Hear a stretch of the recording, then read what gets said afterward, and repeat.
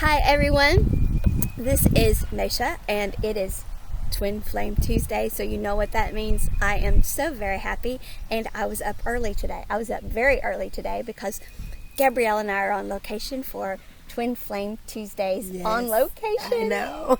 Girl, we are really playing together today. I know.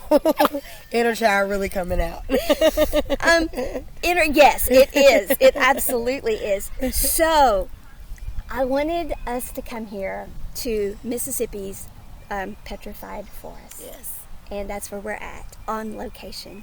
But I wanted to do so because there is a ton of amethyst here in their facility, which has all sorts of crystals.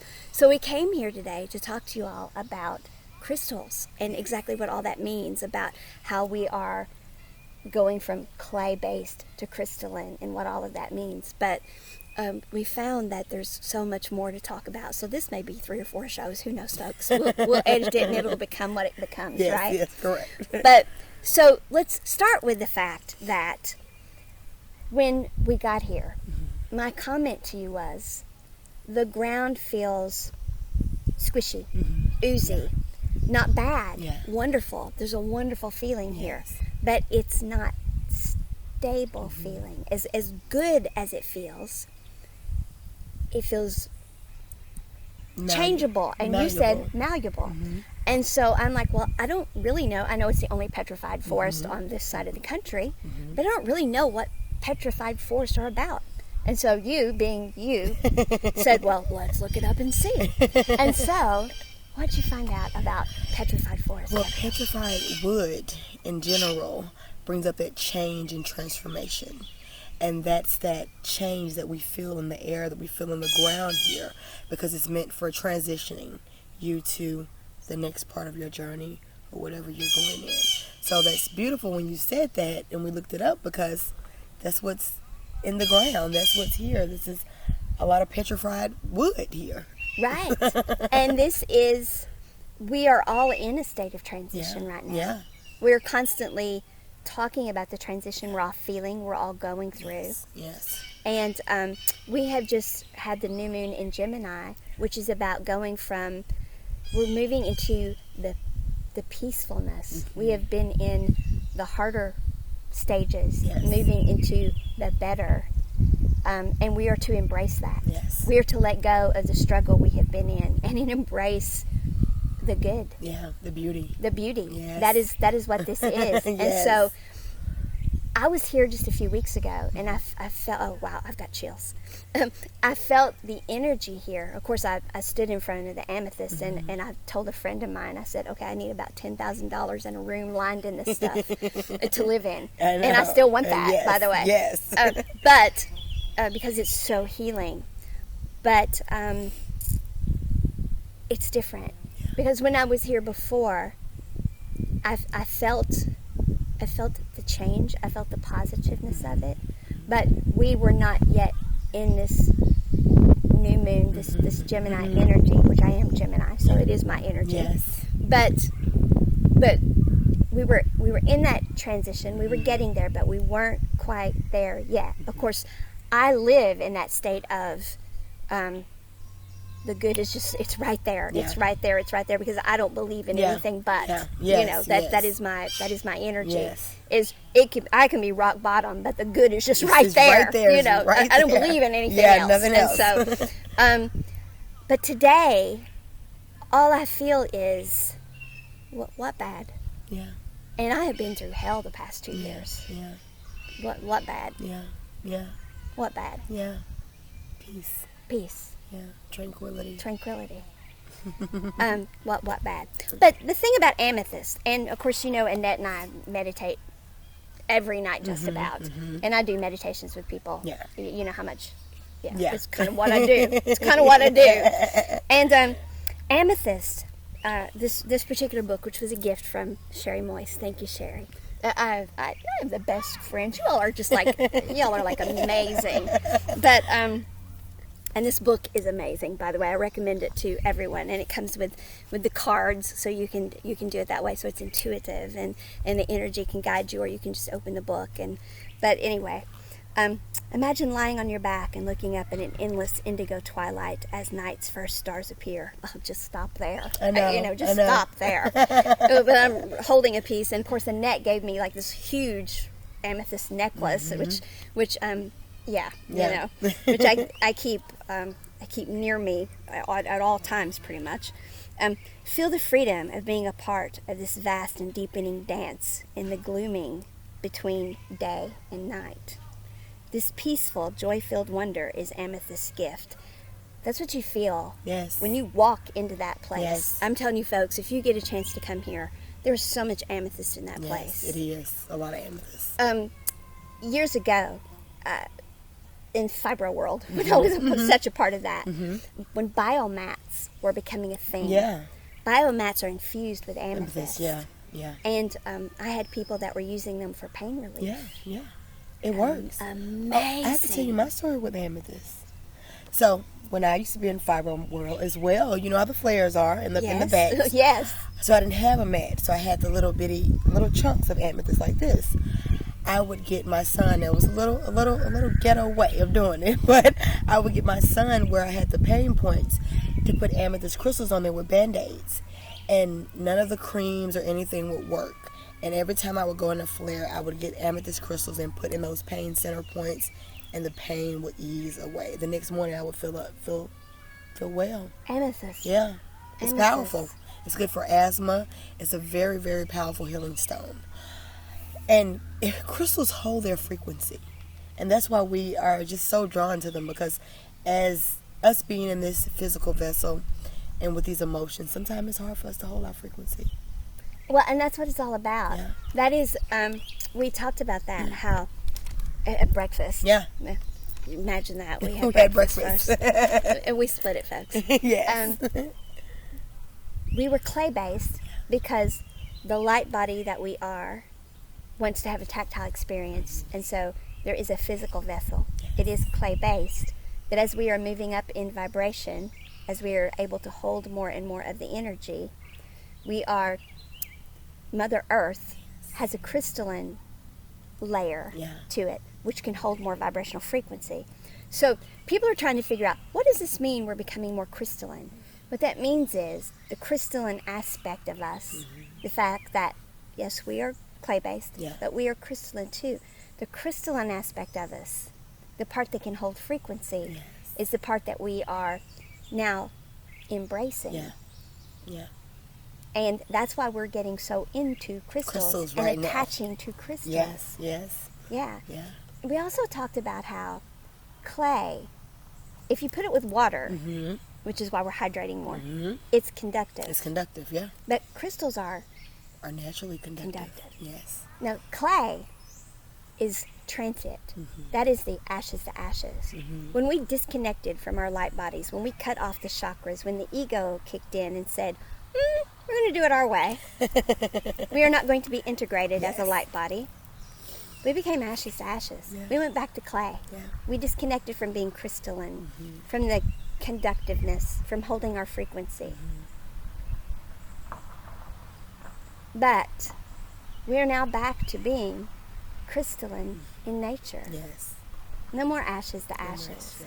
And the more we hold of this light body, the more we let it integrate back into this physical vessel that it created to exist here, to have a tactile experience, because it is omnipresent. It is having all sorts of other experiences too. I know. While having this tactile experience fully and wholly and completely with us. The whole point is for it to continue having this. And so, because the crystals, if you take care of them, they don't go ashes to ashes. They go on and on and on. Yeah, they do. If we understand this crystalline existence, we can go on and on and on too, which is what the light body intends. So that is the whole, we are becoming crystalline versus clay. We're not supposed to live and die, 70, 80, maybe 100. No. We're supposed to live longer than that. These bodies are infinite. And live at an energetic pace that we take care of them so they can. Yeah. And so we go slow enough that we have the energetic bandwidth to enjoy what we're doing. Yeah. We rush through everything. And don't enjoy any of it. No. We're eating something else and thinking about eating something else tomorrow. Right. Why are we eating that? Right. And so worried about having enough to do that we don't enjoy what we're doing to have enough to do more. Yeah. And we want to have enough so we can enjoy life and we can live and love and all that stuff. Yes. But by the time we have enough to do it, and we think we're never going to have enough to do it, well, the whole, it's a vicious, it's what I call a negative energy loop, because there's no way to do it. Yeah. Well, the universe is abundant. Yes. So we're light beings with abundance. Yes. When we step out of the negative energy loop and step into our abundance, when we step into the positive energy loop and slow down, it sounds counterintuitive. Yeah. But when we slow down and enjoy our lives the way we're supposed to, that's when things flow. We have it all. Yeah, we do. But you don't have it because you won't enjoy it. Yeah. You want love, but yet you don't take the time to enjoy it. Yeah. You don't take the time to appreciate the love you have in your life. So therefore, you don't have it. You don't have it. Yeah. Yeah. Because you're coming from a place of lack. Yeah. Yeah. But so amethyst is find your magic, your expansiveness in the moments between your in-breath and your out-breath. We're born on an inhale, we die on an exhale. In the moment that is your life, and how much life you have, well, your life is your energy. Yes. And that is entirely up to you and how you use it. And our light bodies don't force us to do it any certain way. No. But they are giving us all sorts of signs to do it with them, integrated, and to make it go and go and go and go. And the Energizer Bunny, there is no such thing as coincidences. I know. That Energizer Bunny, that's what we're supposed to be. Just keep going and going and going and going. And you notice that little thing though, he's never really in a hurry. No. Because when it's doing like this, it's running it's a battery down. Yeah. But when it's doing this, and just going and going and going, it goes on forever. It does. Yeah. So that's amethyst. And amethyst is why I brought you here. Yeah. But we got here and we found that so many more crystals. So much more. So you are the crystal expert. I carry around rose quartz, obsidian, and amethyst, and you are like the crystal guru. So girl, well, I work with a lot of crystals. Yes, you do. Right now, the card that we have right here, since we're talking about, and this is a piece you made me, so it's got a gazillion. So there you go. It has a lot of talk about it too. Well, this card right here is Larimar. I love this because it connects you to the Lemurians. It connects you to the energy of the ocean and the dolphins, and this is what this is right here. What number is it? And I'll look it up. It's 63. This is what this is right here too. Oh, you're wearing a big piece. You're wearing a big piece too. Of course you are. Of course you are. And I love this because this helps me to connect to the dolphin energy. Helps me to connect to what's born of fire. Larimar reminds those who don't see beyond her swirling layers of turquoise blue and sea green. Look below your surface emotions and find the fire within the water. Fire creates earth, solid ground from which new things can grow. That's beautiful. See the fire within the water. You know the card of the alchemizer. Yes. Fire and water. Yes. Larimar. The Lemurians. And you know the Lemurians are the it's archangel energy. Yeah. Go ahead. I'm sorry. Oh no! I love it. I know you do, but go on, girl. Let me see. Let me finish reading this.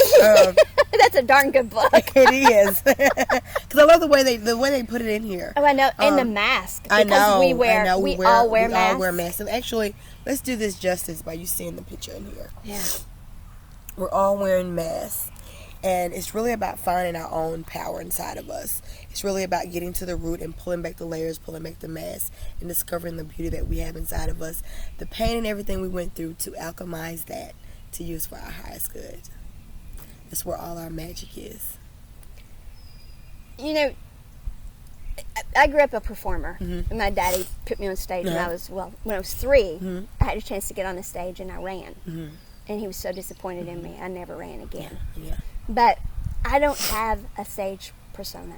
Yeah. When I get on the stage, I'm just me. Just you. Mm-hmm. But, so I always thought my whole life that I didn't have a mask. But my mask is that I don't have a mask. Yeah. Oh, that's deep. I know it's deep, but that is my mask. Yeah. Is that I'm so open and I'm so me because I know the things I'm hiding beneath the fact that I don't hide anything. Yeah. And it took me a long time to figure that out. Yeah. And then one day I figured out, you are so open because you are hiding so much. Yeah. The mask within the mask. The mask within the mask. Yeah. And I was using the bravado of, this is who I am, to show that ain't nobody getting close. Yeah. Shut those walls. Because it's not safe. Yeah. It's not safe to let anybody close. Yeah. Because who I am is not acceptable. So I was being the real me that was acceptable. Yes. Even though I'm the most open person you'll find, I was probably wearing the biggest mask of all. Because I didn't know I was wearing a mask. Yeah. Unaware of your own mask. Unaware. And then when I figured it out, I was so ashamed because I was so proud that I was so authentic. Yeah. I was so ashamed. Yeah. And you had to go through that energy too. Yeah. Yeah. Because I don't wear a mask. Yeah. And I don't wear a mask. Yeah. You know me. I don't wear a mask. Yeah, and then when I figured out that I wore a mask, I was devastated. Yeah. So, but we all do. Yeah. And in part, that's okay because we are entitled to our privacy. Yes, of course. And so that's not really a mask. Yeah. But I can see where it can look like a mask. Yeah. So we don't want anyone to feel that way. You're entitled to your privacy. Yeah, You're entitled to definitely not tell people. But there is a difference between, we can just not say. Yeah. You know, we don't have to put on a mask to be private. No. If we want to be private, just say, just don't say anything. Don't say anything. Or say, that's your privacy. I'm just, I don't, you can say, I don't reveal that, or I keep that private, or, but we don't have to put on a mask to be private. Yeah. A mask is us not being able to be our full potential self. Yeah. That's what that mask does. Yeah. Yeah. A mask is when we are weaving this fantasy world or fake world to not hurt other people or not reveal or whatever, and it's heavy. Yes, it's a layer. It's work. It is work. It's work. It's more work to wear a mask than it is to not wear a mask. And it's easier to just say no, or be silent, or just don't mask up. Yeah. And how you do that is by setting boundaries. Or hedges or perimeters, but I'm a little softer than that, but I understand. Yes. Go ahead. I love the boundaries. Well, and because there are definitely times when we need the solid. Yeah. Definitely. Larimar will help you find your core fire, the values that ground you. And Larimar counsels you when you can't fathom the motives of people around you. Look beyond the water to see their fire. This is where you'll find true understanding. Look beyond the illusion. Look beyond people's illusions. Yeah. Ironically, there's no coincidence. One of my favorite things, of course, is Phantom of the Opera. Oh yes, I know. You know that. Yeah, it was my ringtone for forever, and still on my phone. I switch it over every once in a while. Right now it's Walking on Sunshine. I go back and forth between the two. Okay. And Walking on Sunshine is more my personality, but I do love Phantom of the Opera. But so much about Phantom of the Opera is my life. But yeah. Okay, so what else you got there, girl? I mean, see, we could do this forever, folks. Do you know how many crystals there are? I know, right? This would be, how many episodes? And I don't even know all of them. It's so many crystals. There were some crystals in there that I've never even seen before. I know. Yeah, they had some rare variety in there. And this does relate to every life not just twin flame, but it certainly relates to twin flame, because we use these in all of our journeys. Yes. And everyone's journey, we all have a twin flame journey, whether you know your twin flame or you don't know your twin flame. And don't go looking if you haven't met your twin, but if you've met your twin, then by all means, don't be afraid. Don't run from your twin because of the triggering and mirroring, because that's the quantum leap, is to work it together. Yes. That's the quantum leap, is to work it together. But of course, if your twin has transitioned, that's the quantum leap. Too. Work it together. To work it together. Yes. Yeah. Yes. So, and if your twin just doesn't want to, you can't, like, we can't force them. Can't make them. Can't make them. Can't manipulate them. Can't manipulate them. Don't do any of that. No, any of Don't that. use any of this for spell work. For spell work, yes. Don't do that. Yes. Don't do that, because that's manipulation. Yes. Heal yourself. Yes. Spell work is when we try to, instead of looking at ourselves and saying, what do I need to do? We say, damn, this isn't going my way. What do I need to do to make them do what I want? It's more matter with matter energy. Yeah. Instead of, what's the matter with me? Yeah. Instead of looking at ourselves and dealing with us, it's, what's the matter with them? How do I deal with them? You know, if I would talk about, I had this going on, or I'm dealing with that, or, you know, because I talk about the tarot cards and stuff, you know, you want some spell work for that? And I'm like, no, I need to grow me. Of course. And because spell work is trying to change everything around you. Yeah. And instead, it's change us. Yeah. So. And we hold our frequency. That's the beauty of it.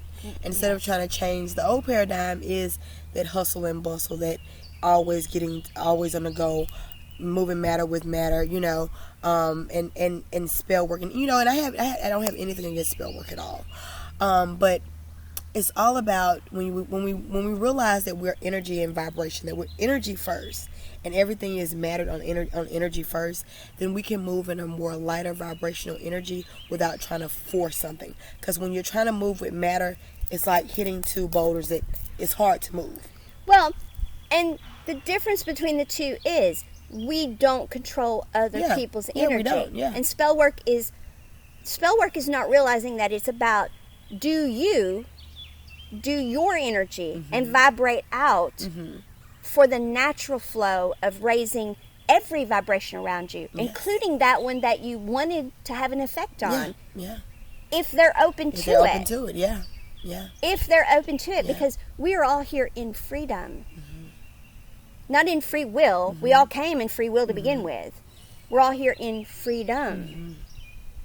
And you don't want something that doesn't want you anyway. Yeah. So you don't force. Right. So you don't want to do spell work anyway. You just want to be the best you can be and have what is yours in freedom. Because what is meant for you will be for you. Yeah. It's no other option. Yeah. So just do it that way. Take care of you. Yeah. Take care of you. Yeah. And be you. And the reason why we work so well with crystals as well is because crystals, we're made up of Mother Earth. Just like Mother Earth has crystals, we have tiny crystals. We have tiny little particle crystals inside of our brain. Did you know that? Which crystals? What are the name of those crystals? As a matter of fact, let me look up the name of the crystals inside of our brain. Sorry about that. Yeah, I forgot the name of them, but I would be more than happy to look at them. This is kind of what we do. Yes, this is what we do. I know. Okay. Because I honestly don't know. While you're doing that, though, yes, Ruby, because Ned and I are both nurses. Okay, yes. And the other night we drew Ruby, and Ruby, the way you work with Ruby, you want to be very careful with crystals, because Ruby is when whatever energy you're in, Ruby enhances that energy. So if you're in a good energy, Ruby enhances that energy. If you're in a denser energy, Ruby enhances that energy. So I looked at Annette and I said, it's the fenugreek of the crystal world. You know, I don't know if y'all remember the days when you used to go and you were in pain or whatever, and they gave you a Stadol and fenugreek shot.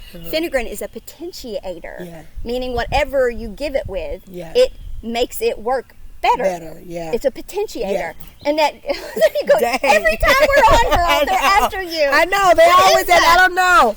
And I tracked all kind of animals, and I don't want to track them right now. You do. And that just died laughing and said, only you would look at it that way. So Ruby is the potentiator. Ruby is the fenugreek of the crystal world. But Ruby is a potentiator. It will do, though. The beautiful thing about that is if you are wearing it with that, it will give you things to look at. it will give you those shadows to look at. Oh, it will do that. Those wounds to look at. So it can work either way. You can wear it in high vibration and amplify that. And if you are in a lower vibrational state, it will show you those things that are coming up to the surface that needs to be looked at. You may not want to look at that, though, when you got a big presentation to give. Well, you might not want to look at it then. Yeah, you might want to pick and choose, but you're right. You might want to pick and choose, but yes, but be mindful of that. What crystal's in our brain, girl? Calcite. And, of course, you have it there to show us. Calcite. The calcite. We have microcrystals, calcite inside our pineal gland, which is our third eye. Which is why calcifies. I knew there was a word. It calcifies from fluoride. Because it is and a lot of different things. From fluoride. Yeah. Yes. Which is why I use non-fluoride toothpaste now. Me too. The water, we put so much fluoride and stuff in water. Yes. It's in so many things. It's in food. It's in everything. Yes. And we can do things to decalcify our pineal gland, which is sun gazing. I love sun gazing in the evening. If you sun gaze early in the morning, right before when the sun is first rising, or when it's about to get ready to set, because it's the perfect diameter for your eyes, so it won't hurt your eyes. But I love sun gazing. That helps to decalcify. Another thing I used to do sunrises and sunsets, because I'm sun sensitive. And that's why I've been drawn to the sunrises and sunsets, is so I would get the sun that I needed. That you needed, Our bodies know what we need. Nature, which is everything of this planet, holds the secrets of this planet. Yes. And so this body of ours, the physicality of us, is of this planet. It is natural. So when we listen to that part of us, when we get in tune, when we connect with this planet, the crystals, the natural things of this planet, the sunrises, the sunsets, you and I driving here, look at that tree, look at those flowers, look at this. And I've been that way my whole life. Yeah, me too. I mean, you can walk me past a flower or a tree or an animal or whatever. And I was like, my thing was, I was 30 years old and I was still saying, looky there. You know? I mean, I get so excited. Yeah. And that's just who I am. It's beautiful. Yeah, your inner child coming out. I love it. It's never going to go away. I love it. I bought the little elephant pendant earlier, and I still call them effalons. Yeah. They're effalons. I love it. You said, oh, look at that elephant. I mean, you mean the effalons? No, I didn't realize what you were saying at first. You mean the effalons? Yeah, they're effalons. Yeah, I love that. Yeah, I love that. Because that's,